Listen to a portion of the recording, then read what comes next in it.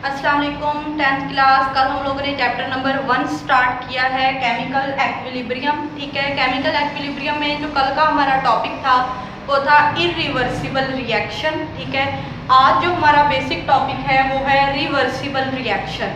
Page number है आप लोगों का 2+3 यानी 2 और 3 पेजेस पर रिवर्सिबल रिएक्शन के बारे में एक एग्जाम्पल है जिसको डिटेल्ड में मेंशन किया गया है। ठीक है, यानी डेफिनेशन के बाद एक एग्जाम्पल को डिटेल्ड में मेंशन किया गया है, हाइड्रोजन एंड आयोडीन वाली जो एग्जाम्पल है। ठीक है, अच्छा जी, रिवर्सिबल रिएक्शन की अगर हम बात करें तो फर्स्ट ऑफ ऑल इसका नेम रिवर्स।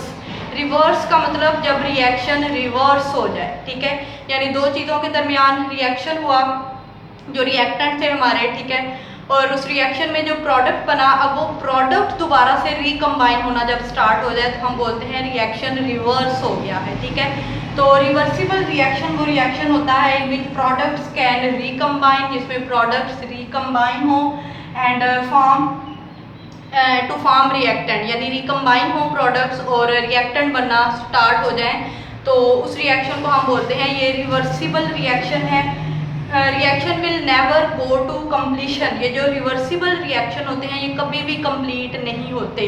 जस्ट सपोज इधर देखें, ये जो हमारी इक्वेशन यहाँ पे ड्रा है, रिएक्शन जो आपके बुक पे मेंशन है, हाइड्रोजन यानी gaseous state, iodine gaseous state, ये है हमारे रिएक्टेंट। हाइड्रोजन गैस और आयोडीन गैस में हुआ रिएक्शन। ठीक है, और जिसके नतीजे में हमारे पास बना 2HI।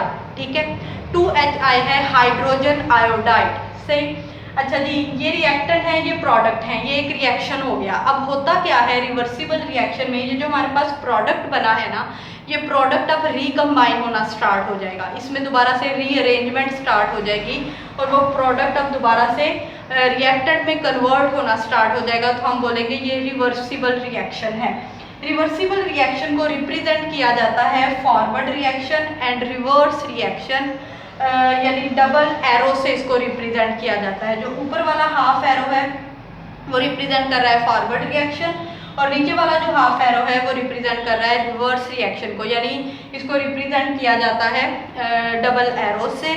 और हम ये भी कह सकते हैं कि रिवर्सिबल रिएक्शन में एट अ टाइम दो रिएक्शन हो रहे होते हैं, forward reaction and reverse reaction. अब ये जो कंप्लीशन वाली बात थी ना कि will never go to completion, इसका ये मतलब है कि प्रोडक्ट रिएक्टेंट बन रहे हैं, रिएक्टेंट प्रोडक्ट बन रहे हैं, पूरा एक साइकिल यहाँ पे टेक प्लेस होता है और ये रिएक्शन कभी भी कंप्लीट नहीं होते। ठीक है, और ये जो डबल एरो के ऊपर यहाँ पे ये साइन मेंशन है, ये हीट को रिप्रेजेंट कर रहा है ये साइन, यानी इस रिएक्शन में हमारा जो कैटालिस्ट है वो एजेंट जो रिएक्शन को तेज कर देता है, आसान कर देता है। ठीक है, तो वो है हमारा हीट। ठीक है, हीट यहाँ पे एज अ कैटालिस्ट। अच्छा जी, ये जो एग्जाम्पल मेंशन है ना आपकी बुक पे पेज नंबर 3 पे डिटेल्ड में एग्जाम्पल मेंशन है, ये जो मैंने फॉरवर्ड रिएक्शन की बात की, रिवर्स रिएक्शन की बात की, इसको पहले उन्होंने डिटेल्ड में लिखा हुआ है।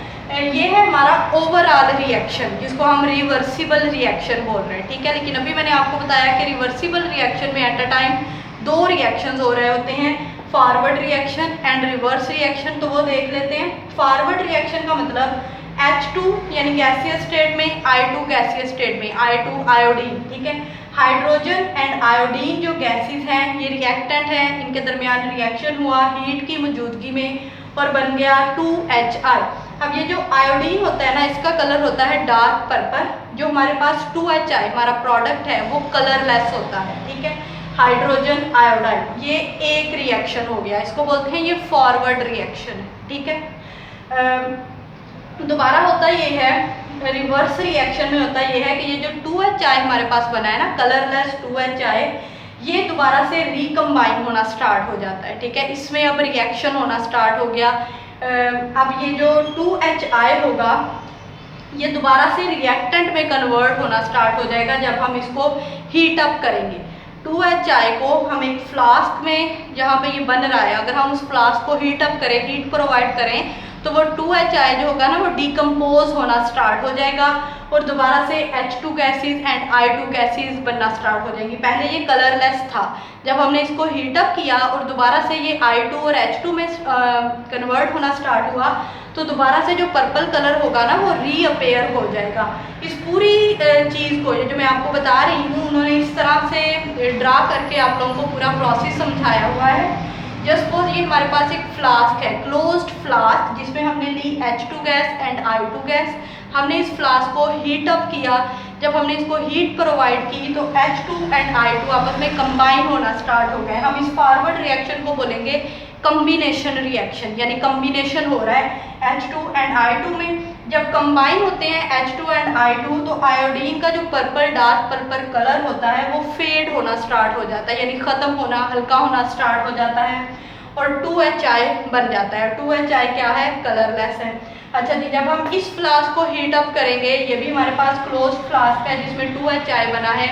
इस फ्लास्क को जब हम हीट अप करेंगे तो क्या होगा कि ये जो 2HI होगा ना ये डिकम्पोज होना स्टार्ट हो जाएगा, यानी ब्रेकअप, इनके दरमियान जो बॉन्ड होगा H2 एंड I2 के दरमियान वो बॉन्ड ब्रेकअप होना स्टार्ट हो जाएगा। इसको हम बोलेंगे कि डीकम्पोजिशन हो गई है। ठीक है, जब डीकम्पोज होना स्टार्ट होता है ना 2HI, दोबारा से I2 बनना स्टार्ट होता है तो I2 का जो कलर होता है पर्पल कलर वो रीअपेयर होना स्टार्ट हो जाता है, पर्पल कलर रीअपेयर। ठीक है, तो इसको हम बोलते हैं ये रिएक्शन रिवर्स हो गया है। पहले हुआ फॉरवर्ड रिएक्शन, प्रोडक्ट बना, प्रोडक्ट अब रिकम्बाइन होना स्टार्ट हो गया, रिएक्टेंट में कन्वर्ट होना स्टार्ट हो गया है, तो इसको बोलते हैं ये रिवर्सिबल रिएक्शन है।